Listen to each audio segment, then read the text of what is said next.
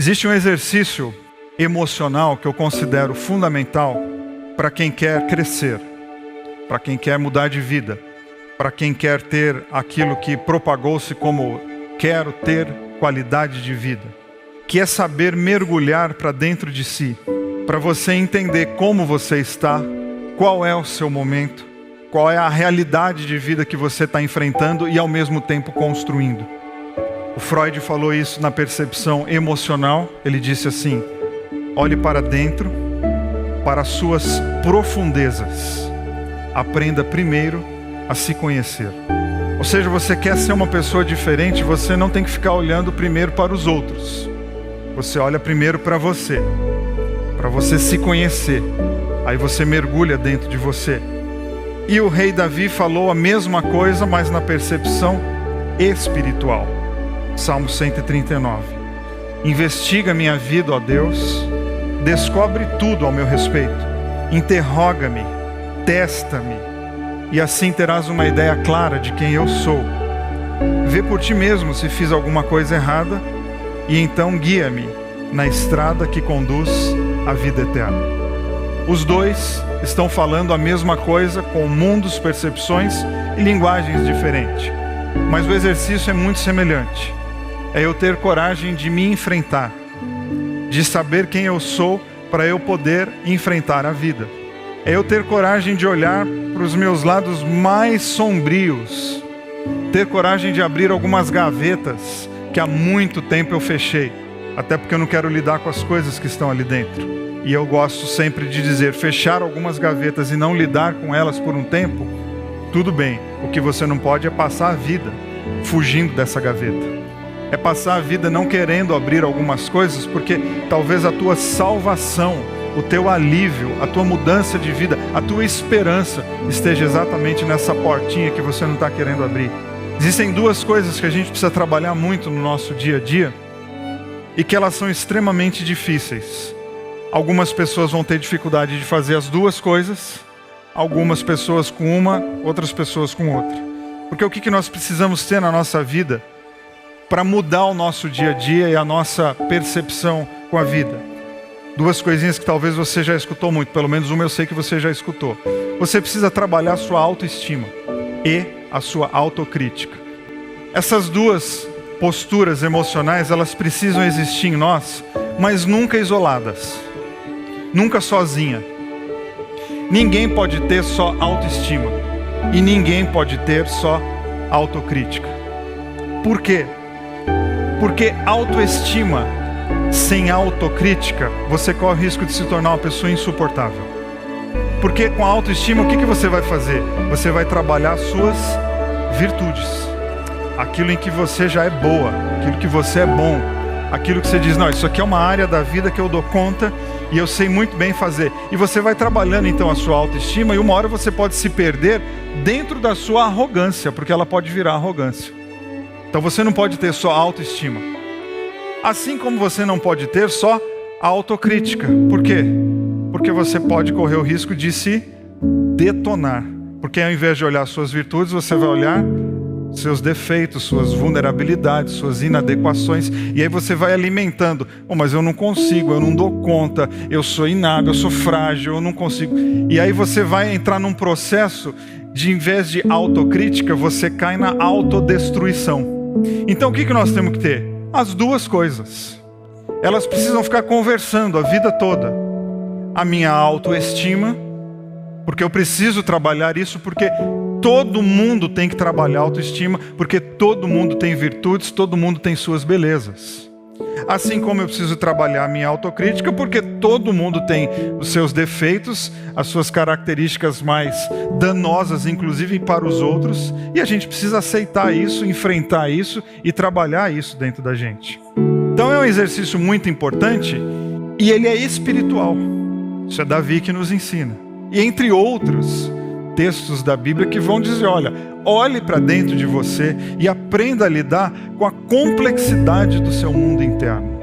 Porque de fato, esse universo aqui que dentro de mim tem um universo de coisas, de sentimentos, de dores, de traumas, de feridas, de alegrias, de conquistas, de sucessos, de realizações, e eu preciso ficar a vida toda surfando nessas ondas, aprendendo a me distribuir para que eu não caia na arrogância e para que eu não me destrua. Porque esse não é o projeto de uma espiritualidade viva, mas sim de que, conversando, colocando tudo isso para conversar, eu seja uma pessoa cada vez mais bonita, uma pessoa cada vez mais parecida com Jesus, porque esse é o nosso grande alvo. Como você se vê? Como você se vê?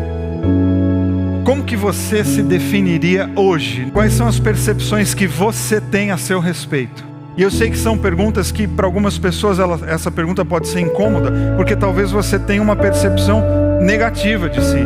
E ficar de frente com uma pergunta tão simples pode ser algo extremamente pesado. E repito, eu acredito que a espiritualidade que nós, como comunidade, estamos construindo, ela tem que fazer essa pergunta, e caso a sua resposta seja dolorida, essa espiritualidade quer ajudar você a mudar a resposta. A você se tornar inclusive outra pessoa, para daqui a um tempo você poder fazer essa mesma pergunta e dar uma nova resposta. Porque você conseguiu mudar o seu comportamento, ou você conseguiu mudar a percepção que você tinha de você mesmo. Aqui entra a autoestima.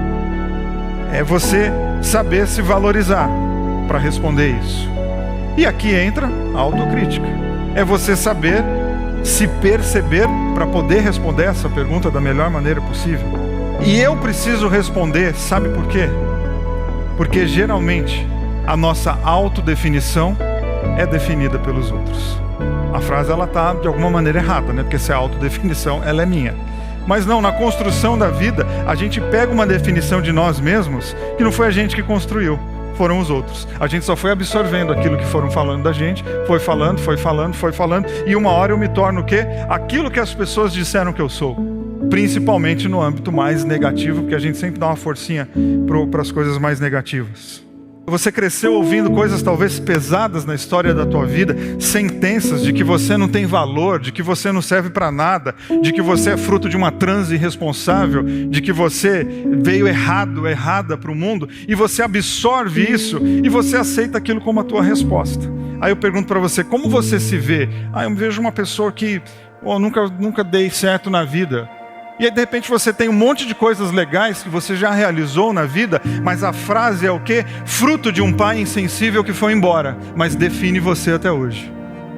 Então não importa mais como esse pai te vê, a pergunta é como você se vê.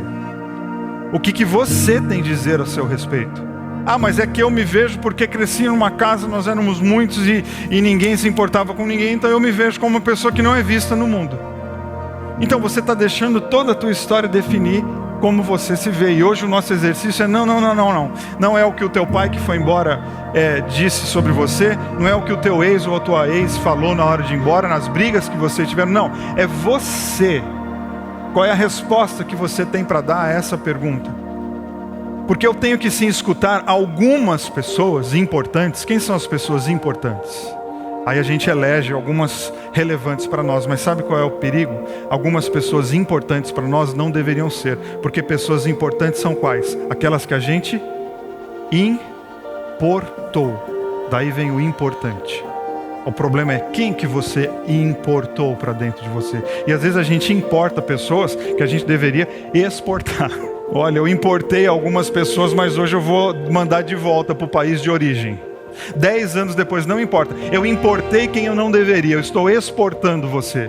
E agora eu vou ser mais criterioso com quem eu vou importar. Porque essas pessoas são as importantes. Então aqui nós já temos um exercício muito grande, né? Para mergulhar dentro de si, para saber assim, quem que a gente importou? E aí a gente vai dar uma vasculhada, segundo Davi e o Freud, dentro da gente, para a gente se conhecer. A gente fala assim, mas não é possível que um infeliz desse está aqui dentro. E tá... porque a gente importou esse infeliz. Às vezes foi enfiado goela abaixo, mas a gente aceitou. Então eu tenho que talvez fazer um check-up para exportar alguns e importar uns novos, ou não, você vai poder dizer assim, não, aqui dentro, tem só gente querida, que me ama, e eu escuto o que eles falam. Agora, veja bem, escutar não significa que você tem que entrar no trilho que essa pessoa está dizendo. Quer dizer que você tem que pegar o que ela falou, o que você falou, coloca isso para conversar, construa a tua vida. E aqui entra um exercício de autoestima que muita gente pode até confundir com arrogância. Mas a gente precisa entender que a acusação dos outros diz muito mais sobre eles do que sobre nós. Inclusive, um negocinho chamado inveja. E quantas histórias que talvez a gente escutaria aqui hoje, de que quando você levantou e falou, eu vou mudar de vida, alguém falou, você não. E talvez essa pessoa que falou, você não, é porque ela está morrendo de inveja da tua coragem. Ela está morrendo de inveja porque ela queria talvez ter essa parceria que você teve com Deus, de se valorizar e dizer, eu vou refazer a história da minha vida.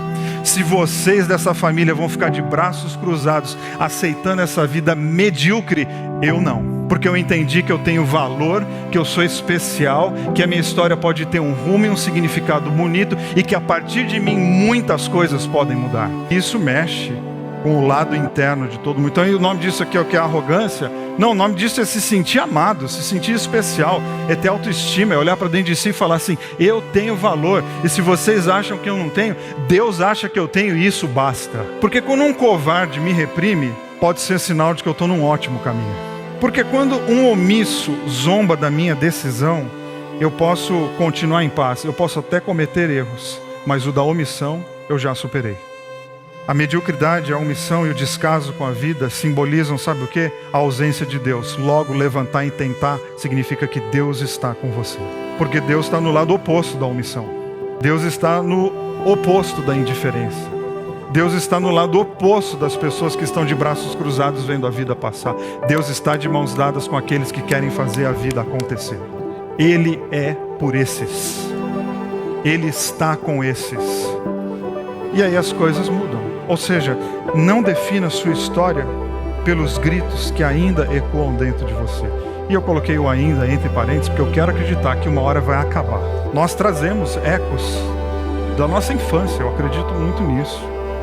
Que as nossas experiências primeiras, tanto dessa vida aqui física como da nossa vida espiritual, elas marcam muito a gente.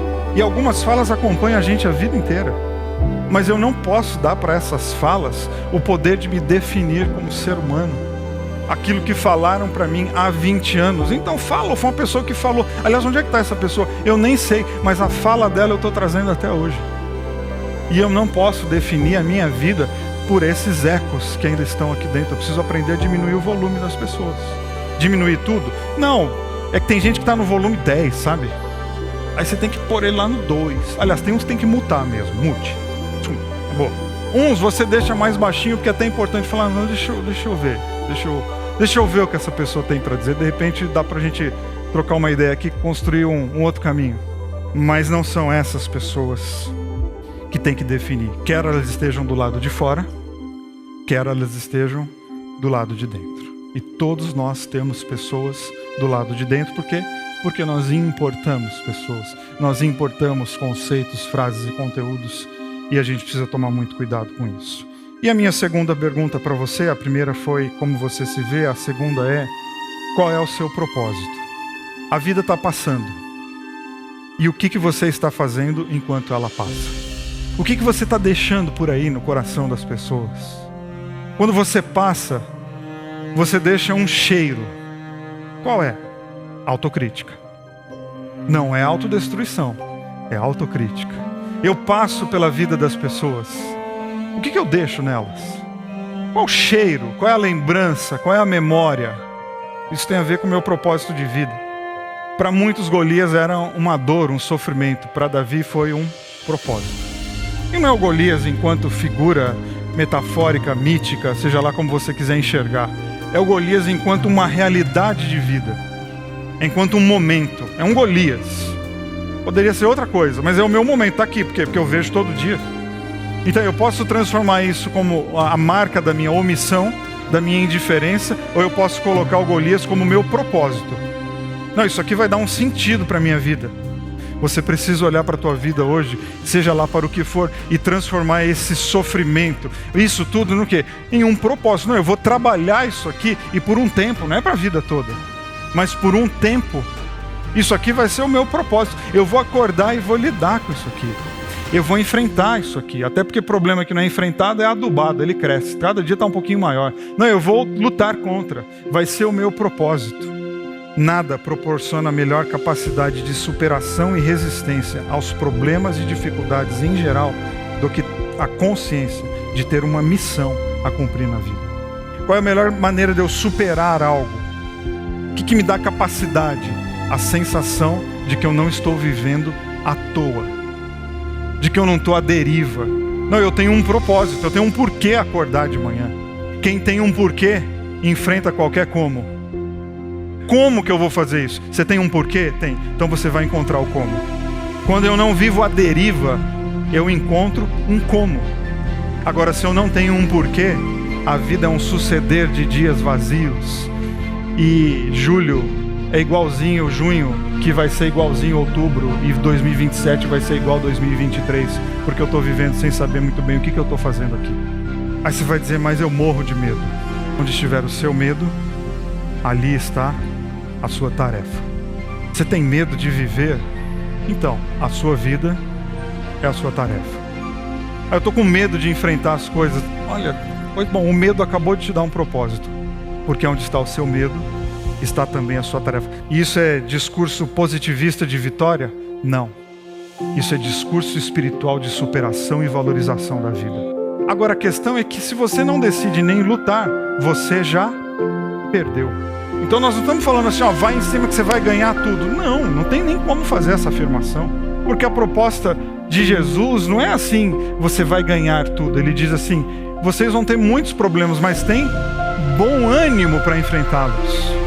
Mas e se você não vencer aquele problema lá? Você já venceu um monte, inclusive a omissão, a indiferença, a apatia, porque você lutou. E lutar é dar um propósito para a vida. Ou seja, não desista de você. Não desista da sua vida, não desista da sua história. Sabe por quê? Porque Deus não desistiu. E se Deus não desistiu de você, por que você está desistindo? Não, mas o meu entorno todo está dizendo que eu não tenho valor. Então abaixa o volume desse entorno e começa a escutar a voz de Deus, a voz de Jesus, colocando no teu coração palavras que produzem vida e vida eterna.